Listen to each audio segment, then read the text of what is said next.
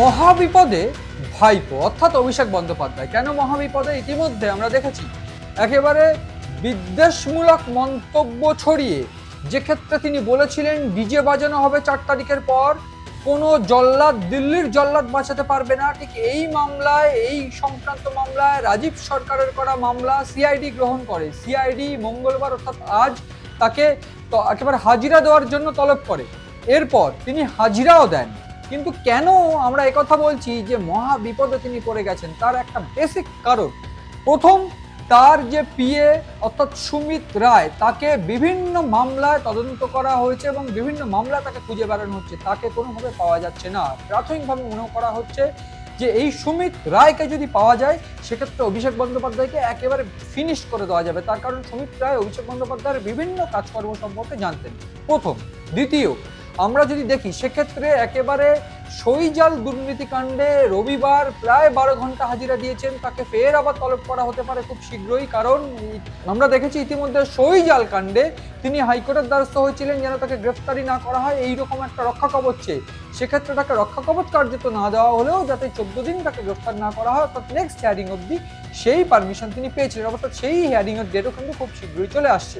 এরপর তাকে গ্রেফতার করা হতে পারে, এই একটা প্রশ্ন থাকছে।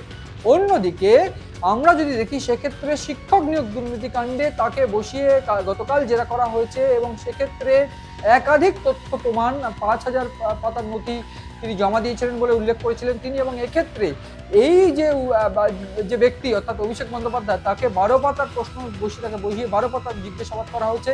সেক্ষেত্রে এই যে আলোচনা হয়েছিল, একটা মিটিং হয়েছিল, যে মিটিং এর একটা ভয়েস রেকর্ড পাওয়া গেছিল ইডির হাতে, সেটা ইডি বাজেয়াপ্ত করেছিল, যেক্ষেত্রে অভিষেক বন্দ্যোপাধ্যায় মানবে না, অভিষেক বন্দ্যোপাধ্যায়কে কত টাকা দিতে হবে তাহলে তিনি মানবেন, এই সংক্রান্ত আলোচনা হয়েছিল। সেক্ষেত্রে সেই গলার কণ্ঠস্বরগুলো কার, সেখানে কি আলোচনা হয়েছে, কার কথা বলা হচ্ছে, সমস্ত কিছু তাকে জিজ্ঞাসাবাদ করা হয়েছে। অন্যদিকে আজ এই বিদ্বেষমূলক মন্তব্যের জন্য তাকে কিন্তু ফের জিজ্ঞাসাবাদ করা হচ্ছে। ফলে সব মিলিয়ে দাঁড়িয়ে তিনি কিন্তু কার্যত তলবের উপর তলব এইরকম একটা পরিস্থিতির মধ্যে রয়েছে। যে কোনো সময় যে কোনো মামলা তাকে গ্রেফতার করা হতে পারে বলে মনে করা হচ্ছে। অন্যদিকে আরো একটা পয়েন্ট যে ক্ষেত্রে অত্যন্ত গুরুত্বপূর্ণভাবে আমরা যদি উল্লেখ করি তাহলে এটা দেখতে পাবো যে অভিষেক বন্দ্যোপাধ্যায়ের পাশাপাশি তার যে ঘনিষ্ঠ মহলকে ঘিরে ফেলার চেষ্টা করছে পুলিশ। এবং ইতিমধ্যে আত্মসহায়ক সুমিত রায়ের ক্ষেত্রে আমরা দেখেছি। অন্যদিকে আর এক শিক্ষক সংগঠনের নেতা, ডায়মন্ড হারবারের নেতা অর্থাৎ মহিদুল ইসলাম, তিনি প্রাথমিক শিক্ষা সমিতির সভাপতি ছিলেন।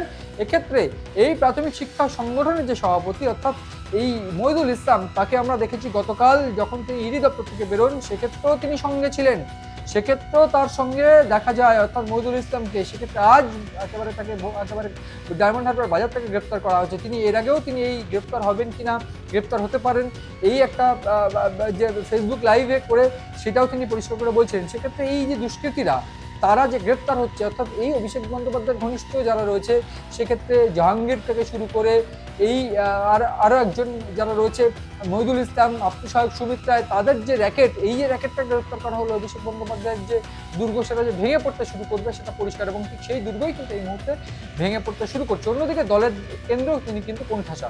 ফলে সব মিলিয়ে মহাবিপদে ভাইপো, সেটা কিন্তু চরম বাস্তব বর্তমান পরিস্থিতির অন্তর্গত।